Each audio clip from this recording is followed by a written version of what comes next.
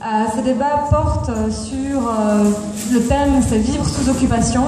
C'est un thème que nous n'avons pas choisi par hasard. En effet, l'association belgo-palestinienne va bientôt lancer une campagne qui s'appelle Vivre sous occupation. Et cette campagne a pour objectif de sensibiliser le public à ce que la vie sous occupation représente, ce qu'elle implique au niveau individuel, au niveau familial, au niveau de la communauté palestinienne aussi. Et aussi montrer que l'occupation n'est pas que physique, l'occupation est aussi psychologique, elle est aussi mentale, et qu'elle affecte réellement tous les pans de la vie des Palestiniens. Et donc c'est une campagne qu'on est en train de construire et qu'on espère vous présenter d'ici la fin de l'année. Et donc pour discuter donc, de ce thème, nous avons le plaisir d'accueillir 3 intervenants. Alors nous en avons 2 sur scène. Les 2 intervenants que nous avons ce soir sont Sama Jabre, qui est psychiatre, et Sahar Francis, qui travaille pour l'ONG palestinienne Adamir, qui s'occupe des prisonniers palestiniens. Alors nous attendons Mahmoud Abourahman de l'ONG Al-Mezan, qui devrait normalement arriver incessamment sous peu, et qui lui interviendra sur la vie sous occupation, mais cette fois à Gaza. Alors je vous présenterai les intervenants un peu plus en détail au fur et à mesure de leurs interventions. Et je vais commencer par notre première intervenante qui se trouve ici et qui est le docteur Sama Jabre et qui va parler en premier. Alors Sama est une des très très rares femmes psychiatres en Palestine. Elle est originaire de Jérusalem-Est. Elle a suivi des études à l'université d'Al-Quds à Jérusalem, mais aussi à l'université de l'Iowa aux États-Unis, à Paris 7 à Paris, et aussi à l'Institut israélien de psychothérapie psychanalytique. Elle traite les dommages psychologiques de l'occupation israélienne, à la fois au niveau de l'individu et de la communauté palestinienne. Alors en plus de son travail clinique au sein du Centre communautaire de santé mentale de Ramallah, elle enseigne dans plusieurs universités, dont celle de Birzeit, celle d'Al-Quds.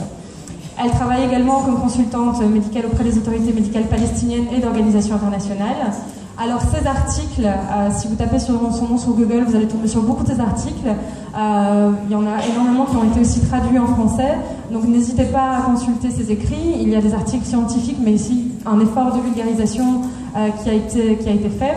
Et une dernière chose que je voudrais dire avant de lui laisser la parole, donc vous allez retrouver dans ce petit coin de l'association belgo-palestinienne un document qui reprend un appel qu'elle a lancé avec le UK Palestine Mental Health Network, qui est un appel en fait pour l'engagement des professionnels pour la santé mentale pour la Palestine.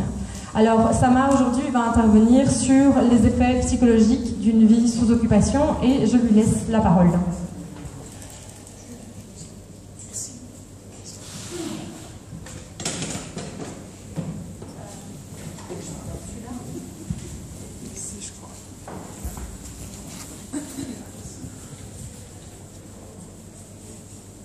Bonsoir à tout le monde et merci beaucoup Cassia pour l'introduction. Et en fait, j'ai une mission impossible ce soir. C'est d'expliquer la vie sous occupation et en français et pendant 20-30 minutes. Je vais essayer. Et surtout, expliquer la Palestine quand les émotions sont chargées avec les événements à Paris et les menaces ici à Bruxelles. Mais ce que j'ai appris de ma vie en Palestine, les crises peuvent être des opportunités.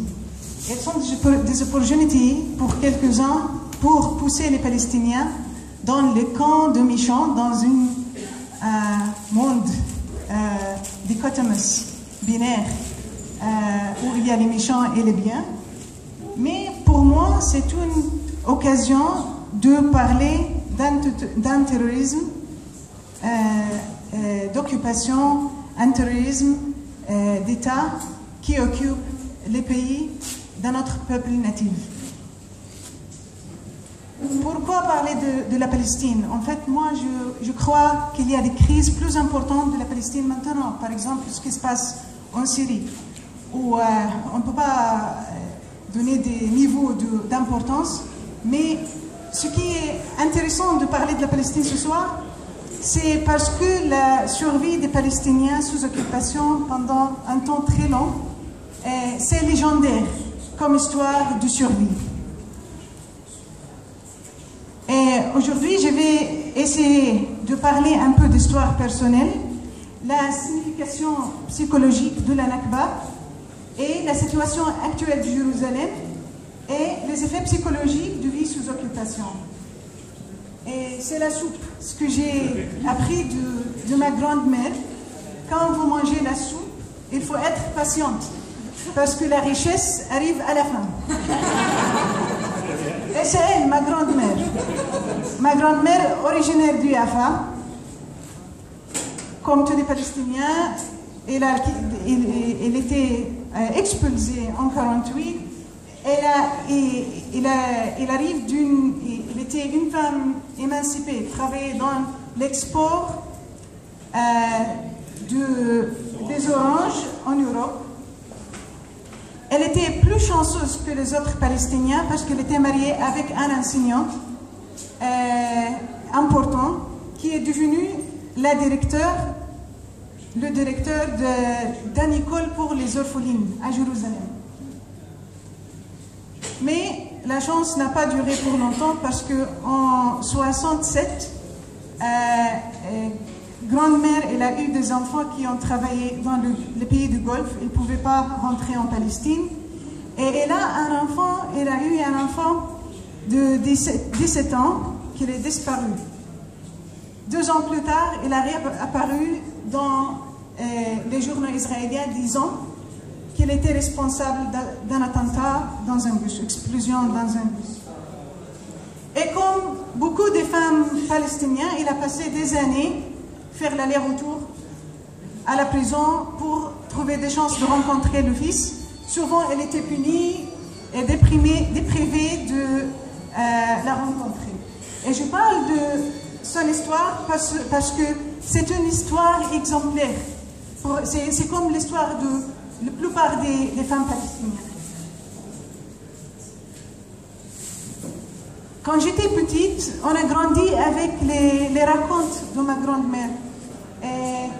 Le café était interdit pour les enfants, mais il nous a fait boire le café sucré. J'ai beaucoup aimé. Et je ne pouvais pas imaginer quelle douleur elle a expérimenté dans sa vie.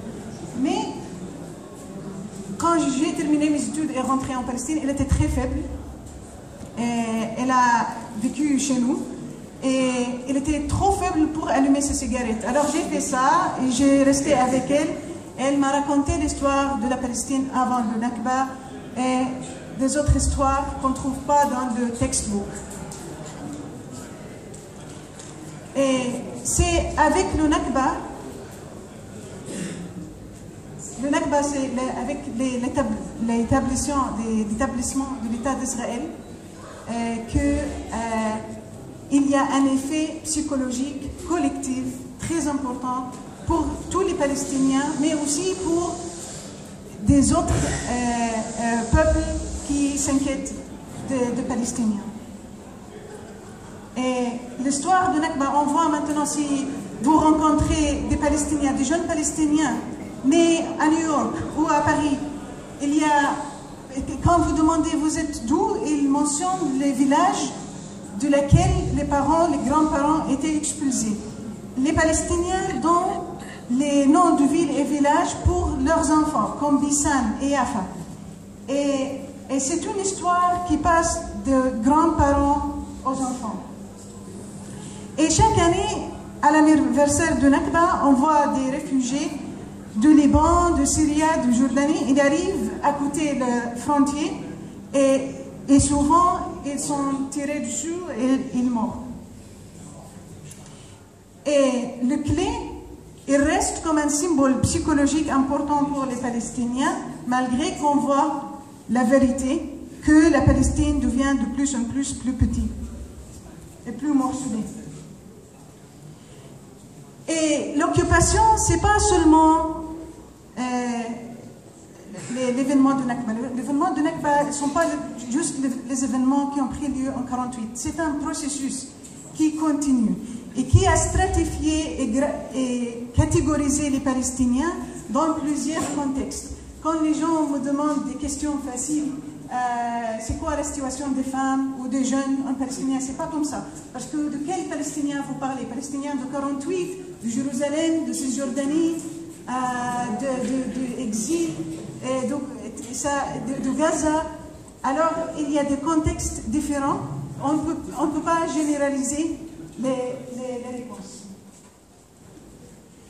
Et la guerre contre les Palestiniens, ce n'est pas seulement une guerre physique contre les maisons et le corps du peuple palestinien, c'est aussi occupation de terre et expulsion de 2/3 des Palestiniens, mais pour ceux qui restent en Palestine, il faut les conditionner au désespoir, comme dans la psychologie behavioriste.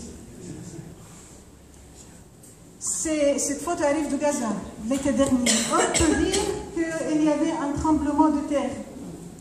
Mais le tremblement de terre, ce n'est pas personnel. Ce n'est pas contre vous. Ce n'est pas contre votre système de pensée, système de valeurs. Ces événements, ils sont bien organisés pour casser le système de valeurs des gens, les convictions des gens. Et cette guerre d'avions et des chars, elle était préparée avant par des guerres de mots, de propagande, des clichés qui étaient diffusés sur les Palestiniens. C'est une attaque sur le caractère des Palestiniens. Et les clichés qui passent très facilement, comme l'hypnose dans les têtes des gens en Occident. Israël, c'est la seule démocratie au Moyen-Orient.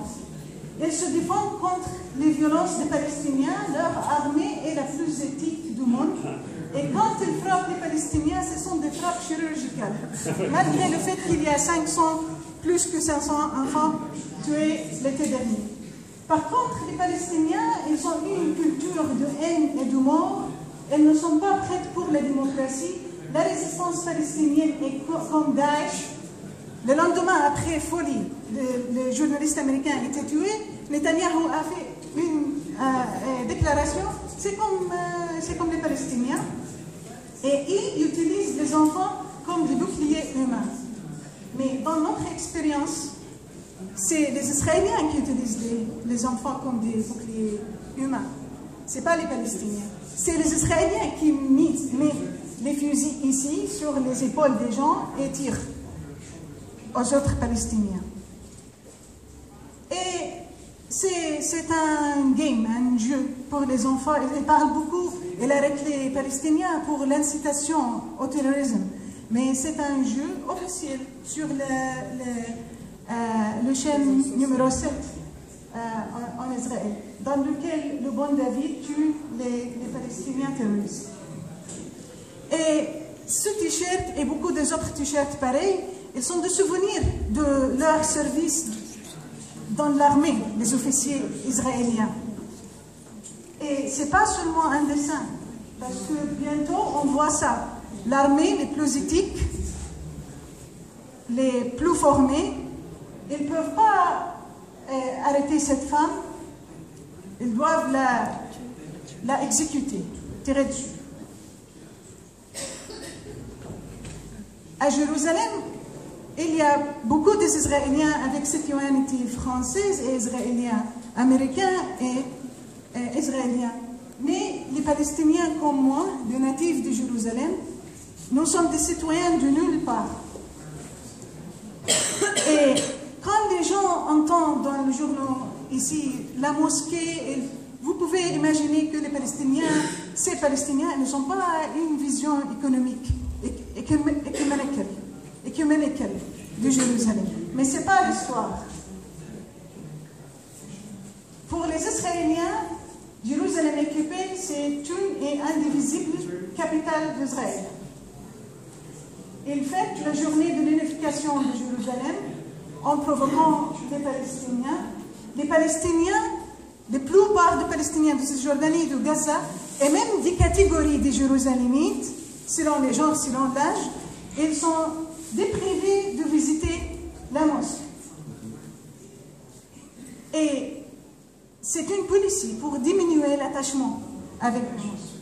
Mais la mosquée, ce n'est pas seulement un lieu de prière, c'est un lieu de souvenir, de jeu, d'attachement pour les Palestiniens. Et ce n'est pas seulement les Palestiniens croyants et pratiquants, les musulmans pratiquants qui s'inquiètent pour la mosquée, aussi les chrétiens palestiniens et les laïcs. Malgré toute la résolution des Nations Unies qui déclare que Jérusalem est occupée, il ne faut pas faire de modification du caractère juridique de Jérusalem, on voit le projet colonial de tramway de Jérusalem dans lequel les Français ont participé, aussi le projet de téléphérique. C'est pour faciliter la vie des Israéliens à Jérusalem occupée. Et alors les effets, les faits accomplis à Jérusalem fait les Palestiniens comme moi sentir comme nous sommes des aliens, des aliens dans notre vie native. En fait, c'est mon document de voyage, my travel document. Et nationalité ici, c'est indéfini.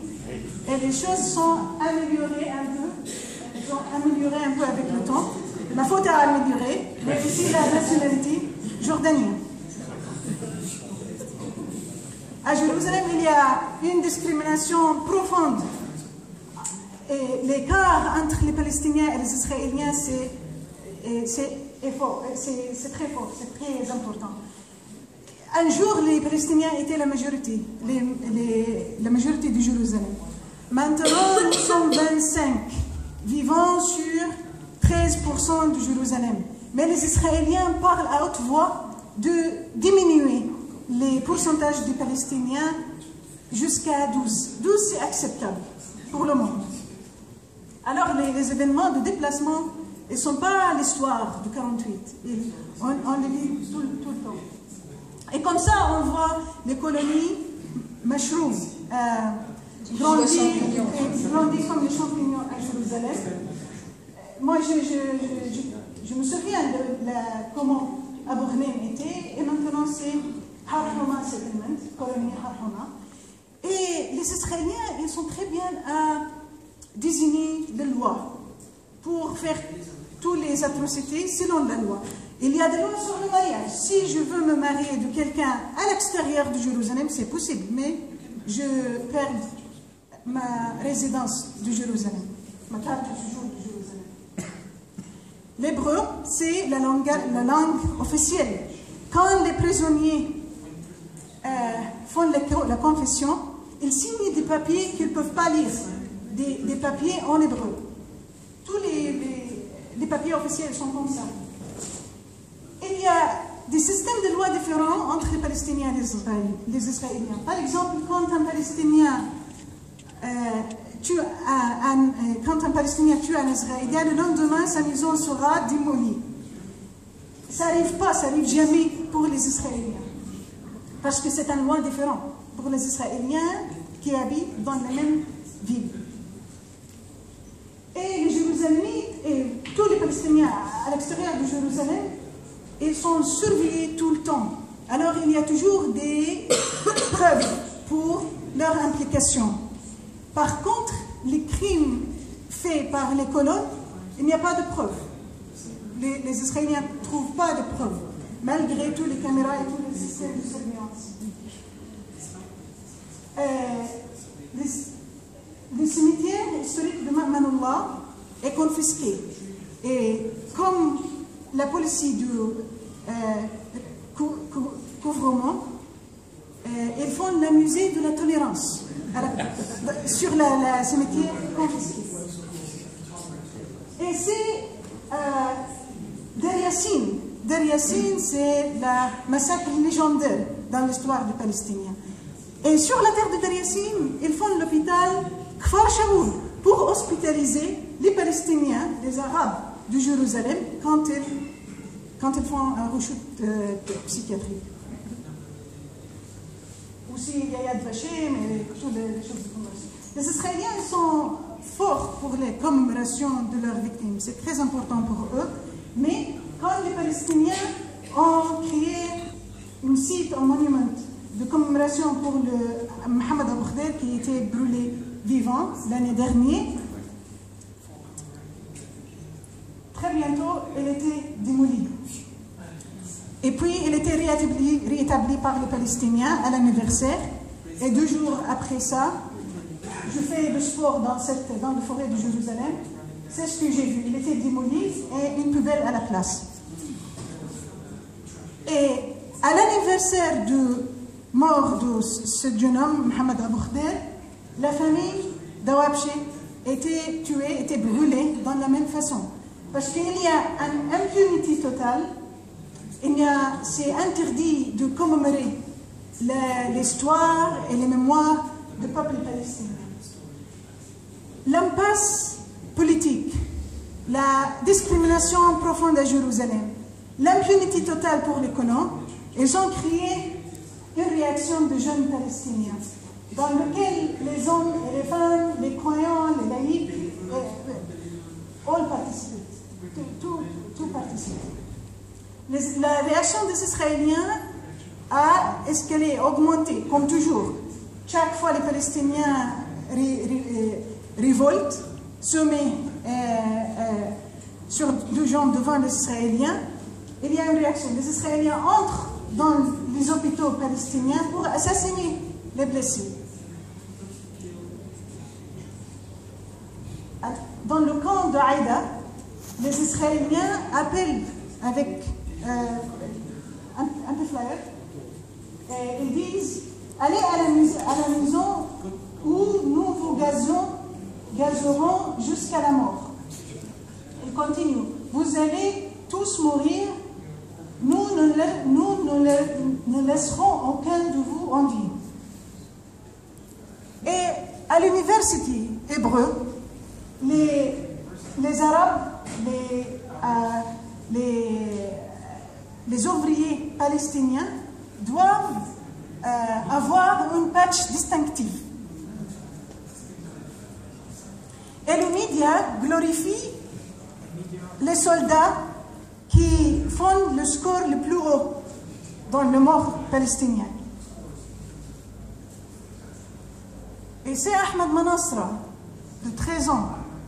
Il est accusé de blesser un jeune Israélien. Les médias israéliens disent un terroriste de 13 ans blesse un enfant de 13 ans. Le Palestinien, ce n'est pas un enfant dans la littérature israélienne, malgré l'âge.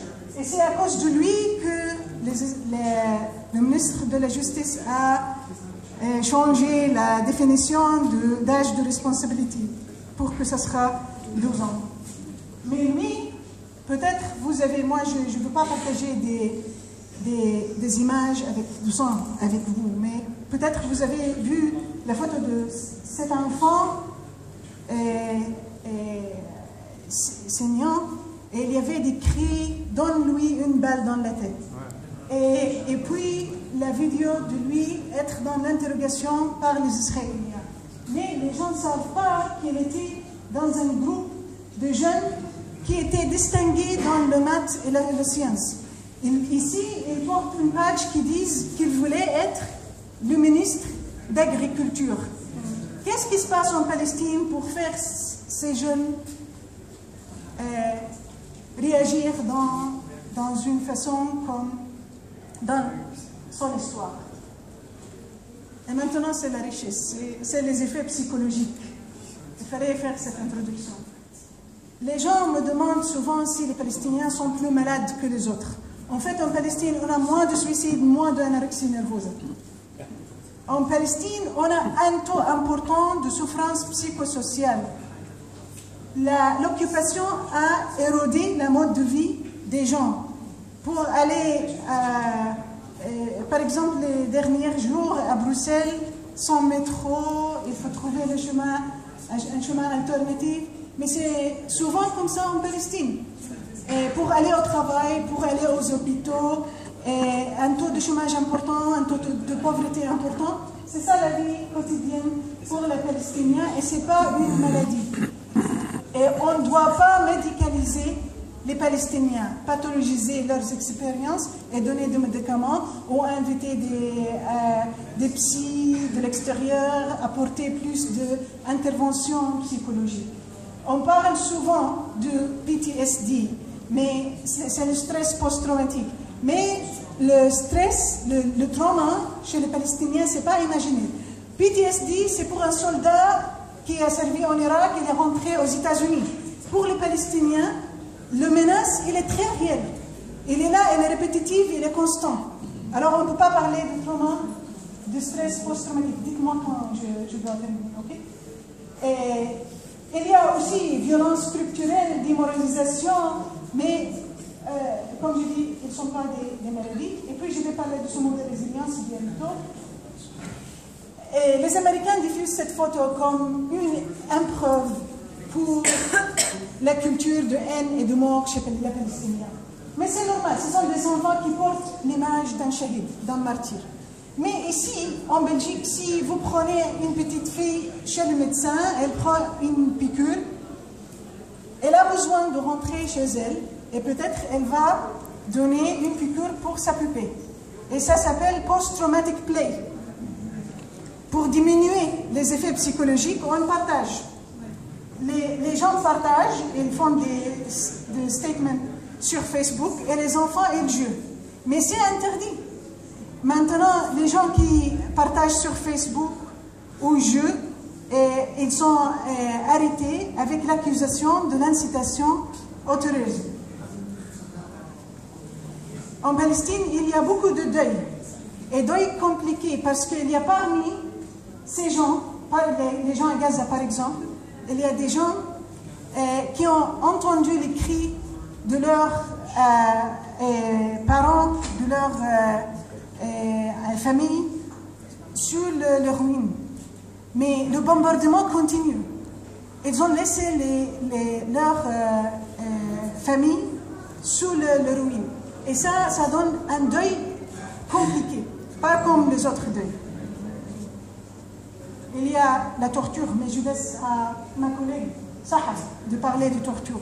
Et la torture laisse beaucoup de cicatrices psychiques. Il y a parmi les Palestiniens des gens qui prennent à Gaza, qui prennent le risque d'échapper, le risque de mort en échappant par les tunnels et par les bateaux qui ne sont pas légaux, à la place de mourir très lentement à Gaza. Mais malgré tout ça, la norme en Palestine, c'est la résilience. Et on a notre version de résilience qui s'appelle Soumoud. La résilience, c'est un mot à la mode qui est utilisé dans la psychologie contemporaine, dernière 20 années. Mais le terme Soumoud, il est utilisé dans la littérature palestinienne et il y a, depuis le mandat britannique, il y a 100 ans presque. Et le Soumoud, la résilience, c'est de faire face aux difficultés. Mais le Soumoud, ce n'est pas seulement un état de faire face aux difficultés. C'est ça, et en plus, ce n'est pas seulement un état d'être, c'est un état d'acte, d'action aussi. C'est de faire face aux difficultés en étant opposant, en opposant les difficultés, en opposant l'oppression. Et le symbole, c'est l'arbre de vie. Quelques images qui illustrent le Soumoud palestinien.